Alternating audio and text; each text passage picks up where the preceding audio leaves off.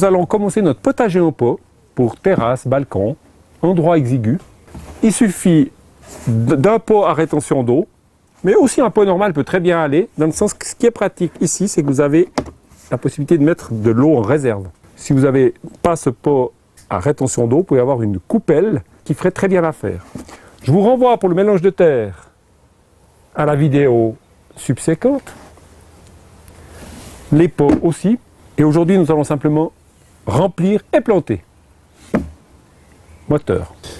Alors, quand même un petit rappel, vous remarquez il y a ces parties blanches, ça c'est de la perlite, et puis les parties brillantes comme ça c'est le mica, de la vermiculite. Les deux ont une fonction d'aération et de rétention d'eau, pour pouvoir garantir une bonne alimentation, une bonne réserve d'eau en fait, directement au niveau des racines, et aussi pour qu'il y ait une bonne proportion entre l'air, les poches d'air et les poches humides. C'est le secret de la culture en pot. Bien sûr qu'on avait rajouté, si vous le rappelez, il y a du compost, il y a de la rognure de corne. On a vraiment un milieu qui va être propice à une culture d'une bonne vigueur, même en pot. Voilà, on va le remplir, je pense, jusqu'à 10 cm du bord. On tasse. Là, on voit bien un peu mes bords parce qu'on rajoutera, si vous voulez, la terre au fur et à mesure. Donc là, j'ai pris directement, là c'est une aubergine, qu'on remarque qui était greffée, qui garantit ainsi une bonne reprise. On a déjà le jaune fruit ici, on la met bien au milieu, bien sûr, si vous voulez, c'est là. C'est l'élément central de notre composition. C'est celui qui va, le légume qui va rester le plus longtemps. Veillez quand même que la greffe soit pas enterrée. Tasser un petit peu déjà. Alors maintenant là, vous voyez, on est à pied d'œuvre, on a la greffe qui est un peu en dehors, c'est parfait.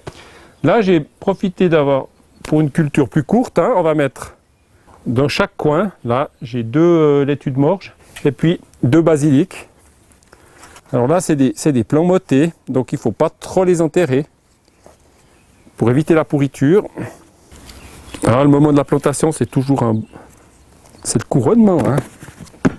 Voilà. Alors là, on a notre petit potager portable. Alors, dernière étape, en fait, c'est remplir la partie d'eau, dans ce cas-là. Alors, on va faire un petit coup dessus pour simplement amorcer l'arrivée d'eau. Et puis, deuxième étape, on va remplir le verseur. Par le verseur, c'est la réserve d'eau en fait. Facilement 1 litre, 2 litres, voire plus suivant les gabarits. Voilà, un potager en pot, accessible à tous, sur un tout petit balcon. Ça nécessite chaque année bien sûr de renouveler la terre, mais on a pour toute la saison la garantie d'avoir des légumes de bonne qualité chez soi.